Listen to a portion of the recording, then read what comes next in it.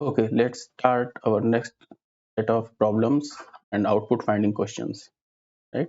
तो first question के अंदर आई कैसा वेरिएबल है? रजिस्टर स्टोरेज क्लास में डिफाइंड है, राइट? सो आई एक रजिस्टर एरिया में स्टोर्ड इंटीजर वेरिएबल है, ठीक? स्टोरेज क्लासेस का और रिवीजन के लिए आप मेरी पिछली सेट ऑफ क्वेश्चंस को देखिए, उसी से आगे कंटिन्यू कर रहा हूँ। फिर अगले लाइन में लिखा हुआ है स्कैनफ m%i। अब रजिस्टर्स की एक प्रॉपर्टी होती है कि रजिस्टर्स के अंदर नेम होते हैं, एड्रेस नहीं होते हैं। और जब भी हम रजिस्टर के साथ ये एड्रेस फाइंडिंग वाला कोई भी एक्सप्रेशन या कोई भी सिंटेक्स लिखते हैं जिसमें हम रजिस्टर वेरिएबल के आगे m%i लगाकर यहाँ पर हम कैलकुलेट करने की क्या कोशिश कर रहे हैं? हम कोशिश कर रहे हैं यहाँ पर एड्रेस ऑफ आई, और ये एक एरर होगी। रजिस्टर्स के इस तरह से एड्रेस कैलकुलेट नहीं किया जा सकता, इसी वजह से यहाँ पर कंपाइलेशन एरर है, क्योंकि स्कैनफ में हमने ये किया है और हमें ये करना पड़ता है स्कैनफ में। इसीलिए रजिस्टर्स को हम इस तरह से स्कैनफ के थ्रू वैल्यू ही नहीं दे सकते, क्योंकि स्कैनफ जो हमारा स्टैंडर्ड इनपुट फंक्शन है वो एड्रेस पर वैल्यू डालता है, इसलिए इसमें एरर है। सेकेंड क्वेश्चन से हमारे रिकर्शन वाले क्वेश्चन स्टार्ट होते हैं, जरा ध्यान से इनको करेंगे। तो यहाँ पर देखिए आर हमारा स्टैटिक वेरिएबल है, स्टैटिक है, इसकी स्टोरेज क्लास क्या है? स्टैटिक। अब स्टैटिक का मैंने आपको रूल बताया है कि स्टैटिक जो है वो डिफरेंट फंक्शन कॉल्स और लूप में अपनी वैल्यू को रिटेन करता है, ठीक? रिटेन करता है यानी बनाए रखता है। तो अगर किसी फंक्शन के अंदर स्टैटिक है कोई वेरिएबल और उस फंक्शन को बार बार कॉल किया जाए रिकर्शन में या बिना रिकर्शन के, तो सिर्फ फर्स्ट कॉलिंग में ही वो वेरिएबल इनिशियलाइज होगा। फिर नेक्स्ट टाइम जब भी उसको आप कॉल करेंगे तो वेरिएबल इनिशियलाइज नहीं होगा, उसकी जो प्रीवियस वैल्यू पिछले कॉल से मॉडिफाई होकर के आई है वो उसके आगे से काम करेगा, रिटेन करेगा अपनी मॉडिफाइड वैल्यू। अगर ये स्टैटिक नहीं होगा तो हर बार आर की वैल्यू जीरो से इनिशियलाइज होगा, ये आर, क्योंकि आर नॉन स्टैटिक यानी ऑटो हो जाएगा। तो जरा इसमें देखें, इसमें लिखा है एन, ये बेस केस है, एन जब लेस देन और इक्वल टू जीरो होगा तो रिटर्न 1 करेगा, अदरवाइज एन ग्रेटर देन 3 होगा तो ये चलेगा, हाँ। और अगर इसके अलावा 0 और 3 के बीच में होगा तब ये चलेगा, ठीक? तो इसमें क्या कॉल किया गया है? एफ की वैल्यू 5 के साथ फंक्शन कॉल किया गया है। तो यहाँ पर हमें तो सब करना ही है, साथ साथ में हम जरा वेरिएबल भी 2 बना लेते हैं, क्योंकि बार बार वो बदलेंगे। तो एक बार ये आर की वैल्यू यहाँ पर रखते हैं और देखते हैं कि अगर एन बदलेगा तो एन तो हम कॉल करते रहेंगे, वो तो एन तो चेंज होगा तो उसी से कॉलिंग भी हो जाएगी, तो उसकी चिंता नहीं है, हमें आर की चिंता रहेगी, क्योंकि आर में एन जा रहा है ना, इसलिए आर चेंज होता रहेगा। और इनिशियली आर की वैल्यू इनिशियलाइज की गई है 0 से यहाँ पर।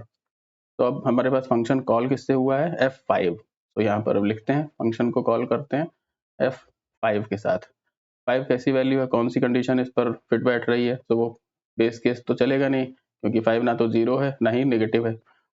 n ग्रेटर देन 3, हाँ 5 इसमें आएगा, क्योंकि n की वैल्यू 5 है और यहाँ पर n ग्रेटर देन 3 पर ये हो रहा है। तो r के अंदर n चला गया है, ठीक? हमने n क्या दिया है? 5। r में पहले से 0 था तो r में अब 5 हो गया, और फिर f5 के आगे ये रिकर्सिव कॉल भी लगा हुआ है। तो ये क्या रिटर्न कर रहा है? ये रिटर्न कर रहा है f ऑफ n-2, यानी 5 - 2 हो जाएगा। n 5 लेके चले हैं, ये n है ना? अब ये वाली कॉलिंग चल रही है, n-2 यानी 5 - 2 कितना हो जाएगा? 3, ठीक? f3 कॉल हो जाएगा और प्लस 2 ये लिखा हुआ है। अब ये फंक्शन फिर से चल कॉल करेगा f3। अब f3 में क्या है? अब f3 में हमारा ये वाली कंडीशन भी फेल हो जाएगी, तो हमारा जो n है वो ग्रेटर देन 3 नहीं है, ग्रेटर देन 3 भी नहीं है, एग्जैक्टली 3 है, और लेस देन और इक्वल टू 0 भी नहीं है। तो अब ये वाली चीज चलेगी रिटर्न में। तो ये क्या कह रहा है? ये कह रहा है f ऑफ n-1। अब ये चलना है ना, तो f ऑफ n-1 यानी 3 - 1 कितना हो गया? f2 plus r। r में वैल्यू क्या दी है हमने पिछली बारी? 5। तो जो मॉडिफाइड वैल्यू है वही आगे चलेगी, तो इसलिए यहाँ पर हो जाएगा 5। अब हो गया ये f2। तो f2 क्या है? फिर से ये f2 हमारा ना तो n की वैल्यू कितनी हो गई? 2 हो गई इस कॉल में, तो ना तो ये 0 है ना ही नेगेटिव है और ना ही 3 से बड़ी है, तो फिर से यही वाला कॉल होगा, नीचे वाला ये चलेगा फिर से। तो अब f2 जब कॉल होगा, f2 किसको कॉल करेगा? f2 कॉल करेगा f1 को, तो ये fn-1 हो जाएगा, 2 - 1 1 प्लस r एक और रहेगा, r अभी भी 5 है, ठीक बात है। अब f1 हो रहा है, ठीक? फिर n की वैल्यू 1 हो गई, तो फिर से ये दोनों नहीं चलेंगे, फिर से यही चलेगा एक बार और। तो अब ये f1 जो है फिर से किसको कॉल करेगा, सो ये कॉल करेगा f ऑफ n-1 और इस बार हो जाएगा n की वैल्यू 0, ठीक, प्लस r, तो ये प्लस से 5 फिर से हो जाएगा यहाँ पर भी। अब यहाँ पर n की वैल्यू 0 होने पर कौन सा केस चलेगा, ये वाला बेस केस, इसमें n लेस देन और इक्वल टू 0 है ना, तो इक्वालिटी ट्रू हो गई है। तो अब f0 क्या करेगा, अपनी जगह पर क्या छोड़ देगा, रिटर्न 1, अपनी जगह 1 छोड़ देगा ये, तो ये जो है अपनी जगह 1 छोड़ देगा, 1 इस 5 के साथ ऐड होगा 6 हो जाएगा, तो 6 ऊपर रिटर्न हो जाएगा, तो यहाँ पर 6 रिटर्न हो गया, ये 6 इसकी वैल्यू हो जाएगी 6 प्लस 5 हो जाएगा, 6 प्लस 5 कितना होता है 11, 11 ऊपर रिटर्न हो जाएगा, फिर 11 में ये 5 ऐड हो जाएगा, तो ये पूरे की वैल्यू हो गई 16, यहाँ 16 रिटर्न हो जाएगा, ये 16 इस 2 के साथ ऐड हो जाएगा, है ना, 16 प्लस 2 क्या रिटर्न हो जाएगा 18, इस तरह से आंसर ये 18 आएगा, ठीक, ओके। नेक्स्ट देखिए आगे बढ़ते हैं, n की वैल्यू 25 लेने पर यहाँ पर हमें इस फंक्शन में बताना है कि फॉलोइंग फंक्शन क्या प्रिंट करेगा, ठीक, तो मेन में मान लिया कि इस फंक्शन को कॉल किया गया है विद वैल्यू 25, सो फन 25 के साथ कॉल किया गया है, ठीक, अब इससे क्या प्रिंट होगा उसको देखते हैं, तो चलिए फंक्शन को कॉल करते हैं, फन विद 25 कॉल किया गया। अब फन 25 बेस केस क्या कह रहा है कि जब n की वैल्यू 0 होगी तब ये रिटर्न करेगा, अदरवाइज ये कॉल करेगा इसको, तो ये इसी को कॉल करेगा, और प्रिंटफ क्या रहेगा पेंडिंग, है ना, तो फन 25 है, सो फन 25 किसको कॉल करेगा, फन 25 कॉल करेगा फन ऑफ 25/2, 25/2 कितना होगा 12, इंटीजर डिवीजन होगा ना, तो यहाँ पर हम लिखेंगे 12, इसको हम यहाँ पर मिटा करके 25 डिवाइड बाई 2 की वैल्यू को ठीक से पूरा लिख देंगे, ये सब अरिथमेटिक आपको आता है, तो यहाँ पर लिख देंगे फन 12, क्योंकि ये वाला कॉल हुआ है n/2, ठीक, और अभी जब ये फन 12 वापस तो फन 25 को कंट्रोल रिटर्न करेगा तब ये प्रिंटफ चलेगा, इसका मतलब है यहाँ प्रिंटफ पेंडिंग है, तो यहाँ पर हम लिख लेते हैं प्रिंटिंग क्या चीज पेंडिंग है, n-2, n कितना है 25, तो यहाँ क्या पेंडिंग है 25/2, ये 25 है, ये 2 कटा नहीं है,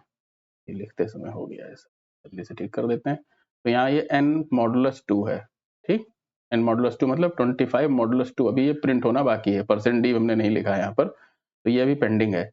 अब फन 12 है, तो फन 12 किसको कॉल करेगा, फन 12 कॉल करेगा फन n/2 कितना होगा, अब 12 डिवाइड बाई 2 6, फिर से यही फंक्शन कॉल हुआ ना, अब n की वैल्यू 12 है, फिर से ये फंक्शन, क्योंकि बेस केस तो चलेगा नहीं, ये वाला चलेगा, फन 12/2 यानी फन 6 कॉल हो गया, और यहाँ पर क्या चीज की प्रिंटिंग रिमेनिंग रह जाएगी 12/2, 12/2 कितना होता है 0, 25/2 कितना होता है 1, तो इनको हम बाद में लिखते जाएंगे, तो फन 6 है, ये किसको कॉल करेगा, ये कॉल करेगा फन 6/2 यानी 3 को, और यहाँ पर क्या चीज की प्रिंटिंग रिमेन रह जाएगी, प्रिंटिंग रह जाएगी 6/2, n/2 रहना है, ठीक, फिर फन 3 किसको कॉल करेगा, फन 3 कॉल करेगा 3/2 को यानी फन 1 को, और यहाँ क्या चीज प्रिंट होनी रह जाएगी, प्रिंट होगा 3/2, ये रिमेनिंग होगा, हर बार ये वाला जो प्रिंटफ है ना ये पेंडिंग रहेगा, क्योंकि जब भी n की कोई वैल्यू के लिए हम इसके अंदर जाएंगे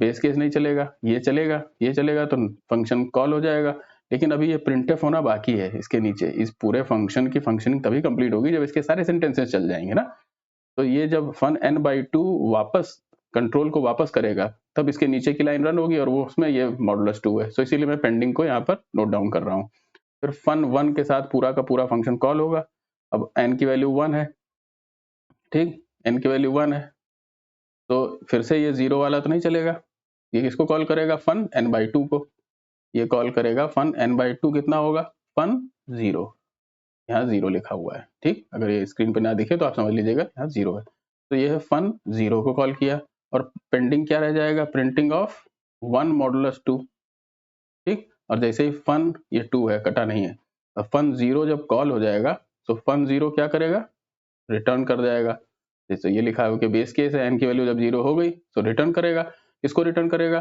फन 0 को, जिसने कॉल किया उसको रिटर्न करेगा, यानी फन 1 को रिटर्न करेगा कंट्रोल, और जो पेंडिंग एक्सप्रेशन है वो रन करेगी। सो वो पेंडिंग क्या है, 1 मॉडुलस 2। 1 मॉडुलस 2 का रिजल्ट कितना आएगा, सबसे पहले क्या प्रिंट होगा, 1। 1 मॉडुलस 2 का रिटर्न रिजल्ट 1 होता है, इसलिए ये 1 प्रिंट होगा। फिर ये जब दोनों पूरा फन 1 पूरा एग्जीक्यूट हो गया है ना, सो फन 1 रिटर्न करेगा कंट्रोल फन 3 को। यहाँ पर क्या पेंडिंग था, ये वाला 3 मॉडुलस 2, ये प्रिंट होना चाहिए अब। तो इस तरह से ये रिवर्स डायरेक्शन में आता जाएगा और प्रिंटिंग इसके आगे चलती जाएगी, है ना। तो इस तरह से ये प्रिंट होना चाहिए। तो 3 मॉडुलस 2, सबसे पहले 25 मॉडुलस 2, फिर 25 12 मॉडुलस 2, फिर 6 मॉडुलस 2, फिर 3 मॉडुलस 2, फिर 1 मॉडुलस 2। 1 मॉडुलस 2 यहाँ 1 के केस में हो गया और फन 0 हो गया, फन 0 वापस देगा, ठीक। तो इस तरह से ये वैल्यूज यहाँ पर प्रिंट होती चली जाएंगी। तो देखिए आंसर क्या आ रहा है, एक पहले ये 1 प्रिंट होगा, फिर पीछे आएगा, इसके बचे हुए को प्रिंट करेगा 1 को, फिर ये आएगा 0 0 और फिर से 1। तो एक बार जरा सा इसको चेक करिएगा कि आंसर एग्जैक्टली ये आ रहा है या ये आ रहा है अपने आप से, ठीक। चलिए हम नेक्स्ट क्वेश्चन पर आते हैं, क्योंकि जरूरी नहीं है कि मेरा दिया हुआ आंसर ये वाला करेक्ट ही हो, तो इसको चेक करना आपका काम है। कॉन्सेप्ट मैंने आपको बता दिया है। नेक्स्ट क्वेश्चन पर देखें, स्टैटिक इंट आई एन की वैल्यू ग्रेटर देन और इक्वल टू 5 होगी तब एन रिटर्न करेगा, अदरवाइज एन प्लस आई चलेगा और आई प्लस प्लस होगा, ठीक। तो यहाँ पर F1 से क्या रिटर्न होगा ये बताना है। आई की वैल्यू इनिशियलाइज्ड है 1 से, तो हमें यहाँ आई को ही देखना है क्योंकि वो बदल रहा होगा लगातार, है ना, क्योंकि स्टैटिक है ना। तो आई की सबसे पहली वैल्यू कितनी है, 1, इनिशियलाइज्ड है 1 से, तो आई की सबसे पहली वैल्यू है यहाँ पर 1। ये है आई की वैल्यू, आई की वैल्यू 1 लेके गए, एन की वैल्यू 1 से हमने फंक्शन कॉल किया है, एन की वैल्यू 1 है, 1 ग्रेटर देन और इक्वल टू 5 तो नहीं है, तो ये तो कंडीशन फेल हो गई। तो यहाँ पर एन में क्या हो जाएगा, तुरंत देखें, एन को भी यहाँ पर लिख लेते हैं, चलिए एन को भी लिख लेते हैं जिससे कि हर बार फंक्शन की कॉलिंग हमें आसान होगी।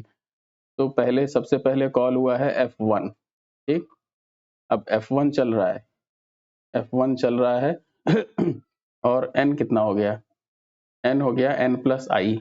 हम n F1 लेके चले थे, है ना, F1 यानी n की वैल्यू 1 लेके गए थे और n को कह रहा है कि n प्लस आई में भी 1 है, तो ये 1 प्लस 1 2 हो जाएगा n, और फिर i प्लस प्लस हो गया तो i भी 2 हो जाएगा, ठीक, n भी 2। अब फंक्शन क्या है, F1 जो है वो F2 को कॉल कर देगा, क्योंकि n की वैल्यू कॉल है, Fn को कॉल करना है, तो F2 कॉल हो जाएगा, F2 के साथ फंक्शन फिर से रन होना शुरू हो जाएगा ऊपर से नीचे तक। तो यहाँ पर क्या होगा, आई तो वही, आई क्या है 2 है लास्ट वाला आई, अब बार बार इनिशियलाइज तो होगा नहीं क्योंकि स्टैटिक है, पहली बार ही होगा। फिर n is equal to n plus i हो जाएगा, आई की वैल्यू 2 है तो n की वैल्यू कितनी हो जाएगी, 2 प्लस 2 यानी 4 हो जाएगी, ठीक। सो F2 की वजह से अब क्या कॉल हो जाएगा, F4, है ना, F4 कॉल हो जाएगा। तो और n is equal to n plus i तो हो गया और आई प्लस प्लस भी तो हो जाएगा, तो आई की वैल्यू कितनी हो गई, 3 हो गई, ठीक। और n की वैल्यू 4 हो गई तो F4 कॉल हो जाएगा। F4 में जाएंगे तो यहाँ पर फिर से यहाँ पर आएगा, n की वैल्यू 4 है, तो 4 प्लस 3 कितना हो जाएगा, 7 हो जाएगा, है ना, 4 प्लस 3 7 हो जाएगा और i प्लस प्लस हो जाएगा, तो i की वैल्यू 4 हो जाएगी यहाँ पर, और ये F4 किसको कॉल कर देगा, F7 को, ठीक। n की वैल्यू कितनी हो गई, 7। अब 7 हमारा 5 से बड़ा है, ये कंडीशन ट्रू हो जाएगी। तो जब भी F7 है तो जो n की वैल्यू है यानी 7 वही रिटर्न हो जाएगा, तो F7 रिटर्न कर देगा यहाँ पर किसको, 7 को। तो ये 7 वैल्यू इसको रिटर्न की जाएगी, यही 7 वैल्यू इधर रिटर्न की जाएगी, यही 7 वैल्यू इसको रिटर्न की जाएगी, और F1 को जिसने कॉल किया होगा उसको भी 7 ही रिटर्न किया जाएगा। तो ओवरऑल वैल्यू रिटर्न है F1 की 7, क्योंकि F1 को कॉल किया था। नेक्स्ट क्वेश्चन पे देखें, ये तो कंटिन्यू का है, आसान क्वेश्चन है, इस तरह का क्वेश्चन हम पहले कर चुके हैं, तो इसको एक बार अपने आप से सॉल्व करेंगे और खुद से इसका आंसर देखेंगे। कंटिन्यू जब चल जाता है तो उस करंट लूप में करंट इटरेशन और कंटिन्यू के नीचे जो भी कुछ लिखा है वो नहीं चलता है। तो यहाँ पर जल्दी से बता देता हूँ, आई की वैल्यू 0 से लेकर के 4 तक चलेगी और आई प्लस प्लस होता रहेगा, ठीक। ठीक है। और हर बार a प्लस प्लस भी होगा, a की वैल्यू 0 है, तो a की वैल्यू 0 से जब ये पहली बार चलेगा तो 1 हो जाएगा, फिर 2 हो जाएगा, 3 हो जाएगा, 4 हो जाएगा, ठीक है। 5 बार चल रहा है 0 से लेके 4 तक, 5 बार चलेगा, तो a की वैल्यू 5 हो जाएगी इसमें, ठीक। फिर लूप टर्मिनेट होकर के बाहर आ जाएगा, तो जो a की वैल्यू है वही प्रिंट हो जाएगी। इसको अपने आप से करिए। 6 क्वेश्चन पर देखें, फिर से यहाँ पर भी रिकर्शन है, तो यहाँ पर देखें सम 8 को कॉल किया गया है। चलिए सम 8 के साथ फंक्शन को कॉल करते हैं। n की वैल्यू 8 है इनिशियली, n की वैल्यू 8 के साथ फंक्शन कॉल किया गया सम फंक्शन। अब बेस केस ये है, जब n 0 होगा तब n रिटर्न कर देना है, यानी फंक्शन को जब सम 0 के साथ कॉल करेंगे तो जो भी है ना, if n की वैल्यू 0 है तो जो भी n में है वो रिटर्न कर देना है, ऐसा है।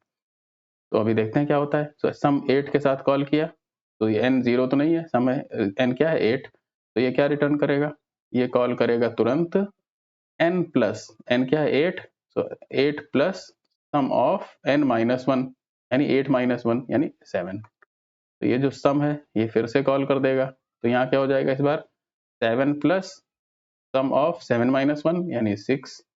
इस तरह से ये आगे चलता रहेगा, 6 प्लस सम ऑफ 5, ठीक, और आगे जाएगा 5 प्लस सम ऑफ 4, फिर ये और आगे जाएगा 4 प्लस सम ऑफ 3, ठीक, 3 प्लस सम ऑफ 2, और ये जाएगा 2 प्लस सम ऑफ 1, और फाइनली ये जाएगा 1 प्लस सम ऑफ 0। अब ये 0 रिटर्न कर देगा अपनी जगह पर, बेस केस चल जाएगा, तो 0 प्लस 1, 1 रिटर्न हो जाएगा ऊपर, ठीक। ये 1 इस 2 के साथ ऐड हो जाएगा, 3 हो जाएगा, ये 3 इस 3 के साथ ऐड हो जाएगा तो 6 हो जाएगा, ये 6 इस 4 के साथ ऐड हो जाएगा 10 हो जाएगा, 10 इस 5 के साथ ऐड होकर 15 हो जाएगा, 6 के साथ ऐड होकर 21 हो जाएगा, 7 के साथ ऐड होकर 28 हो जाएगा, 28 प्लस 8 36, तो इसीलिए इसमें 36 रिटर्न हो जाएगा। ये एक्चुअली में नंबर्स का सम है। अगर यहाँ प्लस की जगह हम यहाँ पर क्या कर दें, मल्टीप्लिकेशन कर दें, और यहाँ पर रिटर्न की जगह 1 कर दें, तो ये फैक्टोरियल वाला क्वेश्चन हो जाएगा, ठीक। ये क्या है, n तक के जो भी आप n पास करेंगे वहां तक के सारे नंबर्स का सम है। तो ये हमने 8 पास किया था तो 8 से लेकर के 1 तक का सम आ गया। अगर यहाँ 10 पास कर देते तो 10 से लेकर के 1 तक का सम आ जाता रिकर्शन से। कौन सी प्रॉब्लम है जो रिकर्शन से सॉल्व नहीं की जा सकती? फैक्टोरियल हम सॉल्व कर सकते हैं, फिबोनाची सीरीज किसी भी नंबर को निकाल सकते हैं, स्ट्रिंग की लेंथ भी कैलकुलेट कर सकते हैं, लेकिन एक प्रॉब्लम जिसमें बेस केस ना हो उसको हम रिकर्शन से सॉल्व नहीं कर सकते। तो ये वाली चीज इसका आंसर होगी, ठीक। नेक्स्ट लास्ट क्वेश्चन देखें, 8th एक्सटर्न इंट x। सो x यहाँ पर एक एक्सटर्नल वेरिएबल है, ठीक, और यहाँ पर इंट x की वैल्यू 8 यहाँ पर दी हुई है, तो एकदम करेक्ट है, एक्सटर्नल इंट है, और लिंकर जो है एक्सटर्नली इसको इससे कनेक्ट कर देगा, ठीक, इससे कनेक्ट कर देगा x से। हम ऐसा लिख सकते हैं, एक्सटर्न को ऊपर दें और नीचे की तरफ उसकी वैल्यू को डिफाइन करें। तो यहाँ तो डिक्लेरेशन किया x का और यहाँ नीचे डेफिनेशन कर दी, और ये लिंक्ड है, और इसके बीच में कहीं भी अगर x यूज होगा तो उसकी x की वैल्यू 8 अपने आप कंपाइलर ले लेगा, क्योंकि लिंकर ने उसको बताया है। तो अब इसके क्वेश्चन में हो क्या रहा है, देखिए डू व्हाइल के अंदर डू व्हाइल है, नेस्टेड डू व्हाइल है, लेकिन बिल्कुल भी परेशानी वाली बात नहीं है।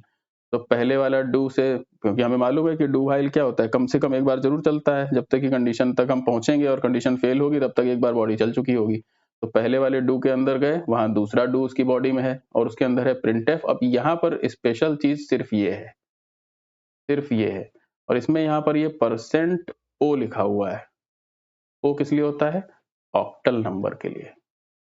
ओ होता है ऑक्टल नंबर रिप्रेजेंटेशन के लिए, ठीक। सो x की जो भी वैल्यू है उसको हमें, x किस में रहा होगा, डेसिमल में, इंट x डेसिमल में, उसको ऑक्टल में रिप्रेजेंट करके हमको प्रिंट करना पड़ेगा। परसेंट ओ से ऑक्टल प्रिंट होता है, और x की वैल्यू दी कितनी है, x की वैल्यू है 8, तो 8 को 8 जो कि हमारा यहाँ पर डेसिमल में है, इसका 8 का बेस 8 में कितना होगा।